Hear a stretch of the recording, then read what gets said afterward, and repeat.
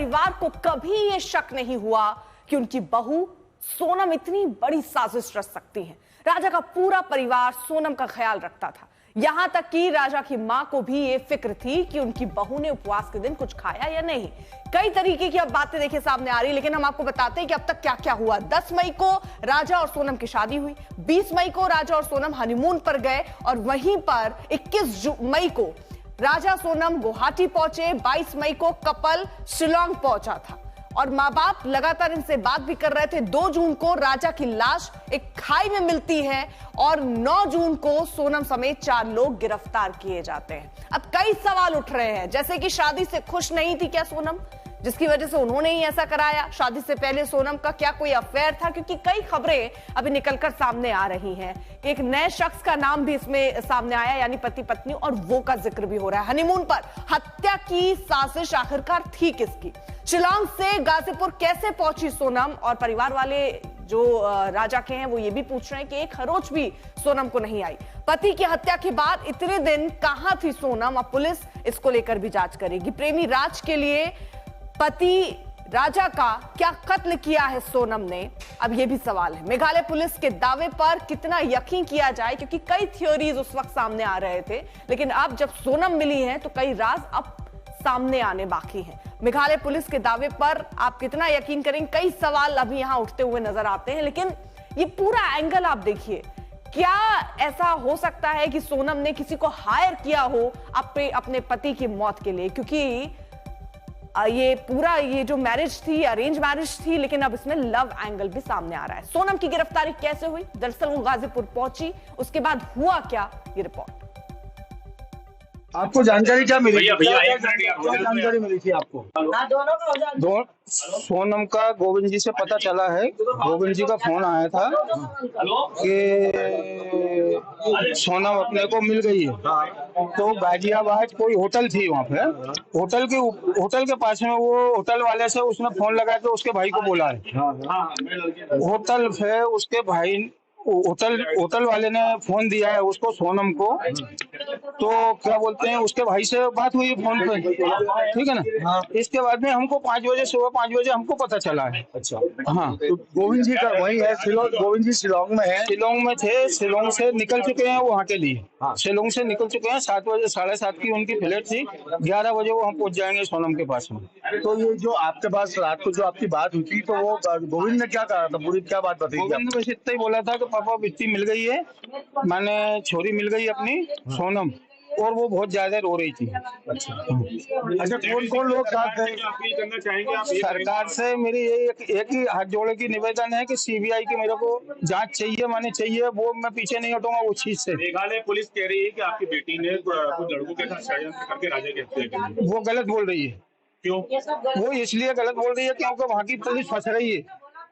वो पुलिस वहाँ की फंस रही है। पुलिस ने वहाँ अभी कोई जांच नहीं करी, पुलिस वहाँ की फंस रही है। और ये मैं सीबीआई की मांग इसलिए ही कर रहा हूँ ताकि कि वो पुलिस का भी हाथ है इस केस में। ये राजा के मर्डर में वहाँ की पुलिस का 100% हाथ है। ये मैं गारंटी के दावे के साथ बोल रहा हूँ ये चीज। आपके राजा तो वो कौन लोग थे? 3 लोग कौन थे? वो 3 लोग कौन थे? ये हमको पता नहीं कौन है। वो पुलिस बताए वहाँ की कौन है कौन नहीं है। भाई हमने थोड़ी उनको गिरफ्तार किया है कि अरेस्ट किया है। जो सीसीटीवी फुटेज आए थे उसमें दिख रहे थे ये लोग। वो होटल में से दिख रहे हैं हमको।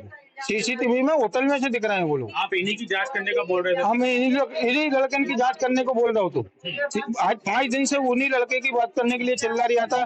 तो वहाँ का वो होटल वाला बोलता है कि हमारे कर्मचारी है, सीसीटीवी में आया है। मोबाइल पे अपनी मीडिया वाले ने पूछा कि ना मेरे कर्मचारी है।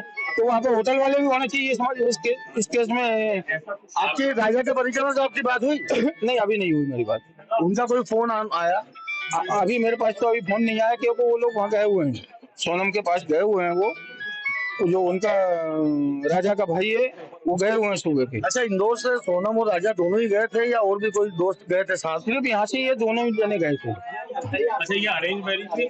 नहीं, हम लोगों ने शादी करी थी, माने गार्डन लेके नहीं। हाँ, 3 महीने पहले हमने संबंध कर लिया था। ये दोनों पहले से जानते थे? नहीं, पहले से नहीं जानते थे, कोई किसी को नहीं जानता था। और हमारे बच्चे ऐसे थे भी नहीं किसी से फालतू बातचीत करें, क्योंकि वो तो काम वाली बच्ची थी, धंधे वाली लड़की थी।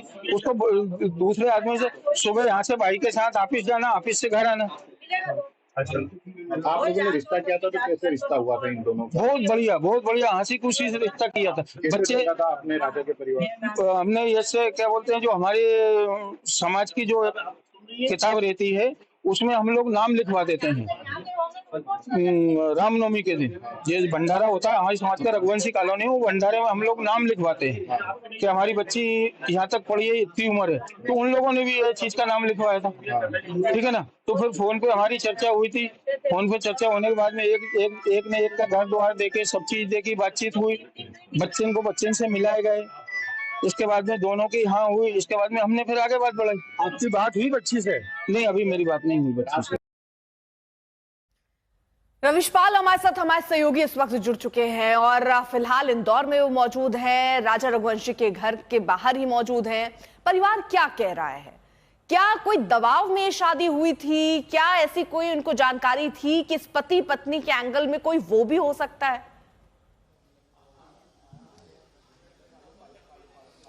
देखिए, घर वालों को बिल्कुल भी यकीन नहीं हो रहा है अभी तक कि सोनम का इस पूरे मामले में कोई हाथ है। सोनम के घर वालों का तो बिल्कुल साफ तौर पे कहना है कि उनकी बेटी ऐसी नहीं है। वहीं दूसरी तरफ राजा के जो परिवार के लोग हैं वो भी पूरी तरीके से इसे अब तक स्वीकार नहीं कर सके हैं। ये आप तस्वीर देखिए, इस तस्वीर को लगाने का मतलब ये था कि ये दोनों की हंसी खुशी जो है चेहरे की, वो बता रही है कि दोनों इस रिश्ते में कितने खुश थे। इसे देख के तो कम से कम यही लग रहा है, और यही भाव परिवार के लोगों के मन में भी है, जो इस वक्त लगातार लोगों से बात कर रहे हैं। और हम उनसे अगर सीधी बात भी करें एक बार तो समझ भी लेते हैं कि किस तरीके से यहाँ पे जो परिवार के लोग हैं उनको इस बात का बिल्कुल भी इल्म नहीं हो रहा है कि इतनी बड़ी घटना उनके बेटे के साथ हो चुकी है। ये सोनम रघुवंशी के जो पति और राजा रघुवंशी जो मृतक हैं उनकी तस्वीर है। अभी इनका तीसरा जो है वो किया गया है घर पर, और तमाम जो लोग हैं इस बात से बिल्कुल भी इस वक्त तक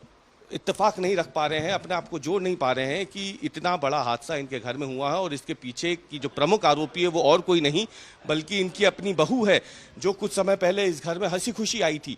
उसी ने ये पूरी साजिश रची है। ये कोई स्वीकार करने को फिलहाल तैयार नहीं हो रहा है। लेकिन हाँ, सोनम की जो सास है, जिनसे बात की थी सोनम ने इस पूरे मामले के बीच में, और जब इसके बाद वो फोन बंद हो गए थे, दोनों लापता हो गए थे, उनकी माँ का जरूर ये कहना है, यानी सोनम की सास का, कि उन्हें इस बात का शक तब शुरू हुआ जब सोनम की तरफ से घर में बिना किसी को बताए मेघालय की टिकट बुक करा ली गई थी। यानी दोनों पहले इंदौर से बेंगलोर गए, बेंगलोर से फिर उन लोग असम और मेघालय गए, और ये सारी टिकटें जो हैं ये सोनम ने खुद पहले ही करा ली थी, और इस बात की जानकारी घर में किसी को नहीं थी।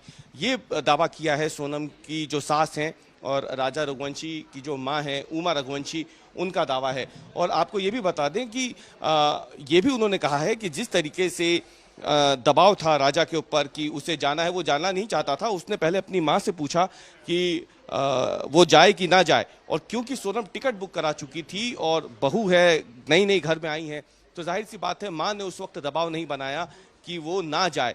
माँ ने यही कहा कि ठीक है, कितने दिनों के लिए जाना है, 6-7 दिनों की बात है, वापस आ जाओगे। लेकिन शायद माँ को ये नहीं पता था कि वो आखिरी बार अपने बेटे को देख रही हैं।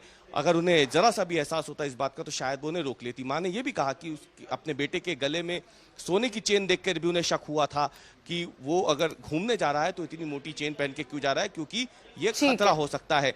तो ऐसे कई सारे डर जो है वो राजा की माँ को थे, जिन्होंने राजा को बताए भी थे, लेकिन उसके बावजूद ये हादसा हो गया है। और अब इंतजार हो रहा है कि पूरा खुलासा पुलिस जब करती है तो उसमें किस किरदार की क्या भूमिका रही है इस पूरे हत्याकांड में। रवीश, जिस तरह से आप परिवार के वहां बीच में है, परिवार वालों को ये भरोसा ही नहीं हो रहा है।